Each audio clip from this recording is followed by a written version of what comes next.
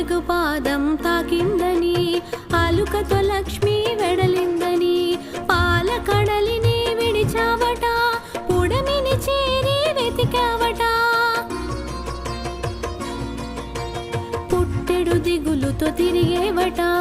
పుట్టను చేరి పవళించావట విషయము తెలియగ విపంచికి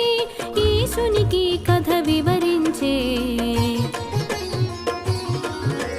జయ జయ జయ జయ గోవింద జయము జయము శ్రీ గోవింద జయ జయ జయ జయ గోవింద జయము జయము శ్రీ గోవింద జయ జయ జయ జయ గోవింద జయము జయము శ్రీ గోవింద జయ జయ జయ జయ